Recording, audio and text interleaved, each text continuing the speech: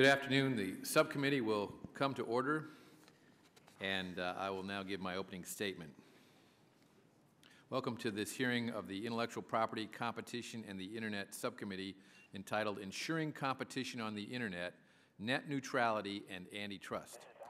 The Judiciary Committee's jurisdiction over the antitrust laws and the Telecommunications Act of 1996 and our long history overseeing the Department of Justice's decades of litigation with the AT&T monopoly endow this committee with a special duty to ensure that the communications and information markets of the United States operate in a free, fair, and legal fashion.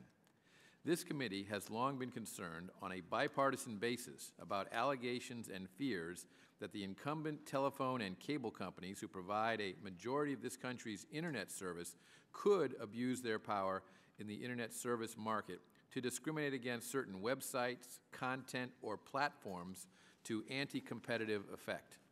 Today marks the House Judiciary Committee's third hearing in the past 5 years exploring the net neutrality issue. After hearings in 2006, the committee adopted bipartisan legislation that would have amended the Clayton Act to enshrine certain net neutrality principles. The Judiciary Committee's bipartisan commitment to protecting competition and freedom online continued under Democratic control, and the committee visited the issue once again in a 2008 hearing entitled Net Neutrality and Free Speech on the Internet. This newly formed subcommittee on intellectual property, competition, and the Internet will continue this tradition of protecting the competition and innovation that has marked the Internet era. But it is the FCC's recent open Internet order that makes today's hearing both necessary and urgent. That widely criticized order seeks to entrench a one-size-fits-all regulatory approach to net neutrality that circumvents Congress's lawmaking authority and that threatens to stifle innovation on the Internet in a morass of bureaucratic rules. The FCC is pushing this order notwithstanding the D.C. Circuit's Comcast decision, which squarely held that Congress has never given the FCC the broad authority it claims to regulate Internet services. Today's hearing is a first step in reasserting that under our constitutional system, it is the role of Congress, the people's elected representatives, to make the laws. Most agree that those who provide access to the Internet should not be able to discriminate against certain online content or engage in other anti-competitive behaviors that restrict access to online services. The question presented by today's hearing is whether potential anti-competitive conduct by Internet service providers is better addressed by the FCC's proposed industry-wide regulations or by a more flexible antitrust-based regime that targets bad behaviors.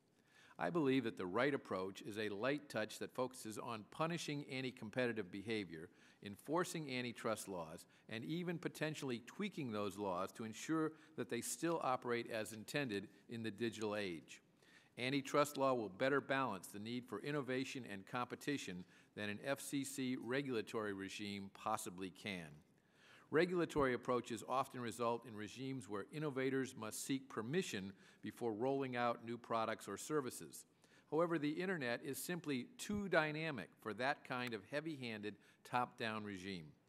An antitrust approach would allow the private sector to move forward with innovation subject to being held to account if and when it became anti-competitive. The FCC's regulations would hinge on a vague standard of whether or not a particular innovation was reasonable in the eyes of the Commission. Antitrust law would judge the reasonableness and legality of actions according to objective economic principles and more than a century of case law. FCC regulations would be enforced and interpreted according to the whims of D.C.-based regulators who too often are subject to capture by special interests and repeat players. Antitrust law would be enforced by the independent judiciary in courtrooms throughout our nation. Furthermore, as Ronald Reagan once said, a government bureau is the nearest thing to eternal life we'll ever see on this earth. Once the door is open to FCC regulation of the Internet, it will be hard to both turn back those regulations and prevent the regulations from expanding to reach other online industries, including online content providers. Both sides of the aisle on this committee have long agreed that a court-based antitrust approach is preferable to the bureaucratic approach proposed by the FCC. As Ranking Member Conyers pointed out when the committee reported an antitrust-based net neutrality bill in 2006, the FCC is like a moss pit. There's nothing that can happen there. And the Internet must be allowed to grow and innovate and continue to deliver the astounding new products and services that have come to characterize it. We must not allow the Internet to be mired in a regulatory moss pit. I look forward to today's hearing and to the light that our distinguished panel of witnesses can shine on this important subject, and it's now my pleasure to yield to the ranking member of the full committee for a further elaboration of the definition of moss pit. The gentleman from Michigan, Mr. Conyers. Thank you, Mr. Gillette, Chairman. I wish you would be more critical in selecting quotes to read back to people that I said. I can't deny that I said that, but I can tell you that I have modified my view somewhat, and I will not use that kind of terminology today. And I wanted to thank you and Chairman Emeritus Sensenbrenner and even Darrell Issa, who have all been people that have been working on this very important subject of how we ensure competition on the Internet. The considerations of the FCC, of antitrust law, and our using our own legislative jurisdiction are all things that I'd like to continue to work with you and all the members of the committee on.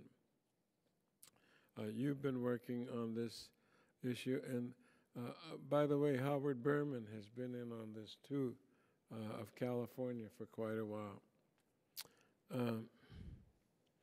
Now, the question that concerns me the most is that the Internet is now a function of free speech in this country and in the world. As a matter of fact, many of the uprisings in the Middle East are all based on, matter of fact, they're called Twitter riots. It's a new mode of us talking to one another, not just in this country, but everywhere. In some countries, like China, there are very severe limits on what is acceptable. And we've had cases, even in this country, where service providers have arbitrarily terminated the services of their customers because they didn't like what they were doing. And so we come here today to consider how we can make sure that this commonly referred to net neutrality, that it's open, that it doesn't turn on what classification you get or how much you pay, but that lawful, legal content should be available to everybody in as fair and democratic manner as is possible. And so we continue these hearings. The American job market hinges on a dynamic, open Internet. That's how we get innovation and create new ideas that are translated into business and commercial and industrial activity. So we in this country must and do remain committed to technological innovation, including the universal access to broadband technology in order to keep American workers competitive. But as people watch live sporting events from their cell phones and bloggers update the world in real-time events, we must remember that most people in the United States can only choose between one and sometimes, if they're lucky, 2 internet service providers for high-speed internet access. And therein lies the problem. Recent proposed business plans give telecommunication companies favored treatment to some internet content and then disfavored treatment to other content. And so I think that's an important part of what we're here for today. It's an important hearing.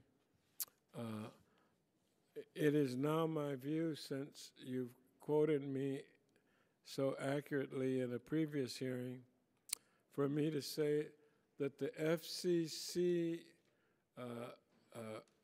rulings on net neutrality are weak. They're not overarching or strong. They don't meet up to standards.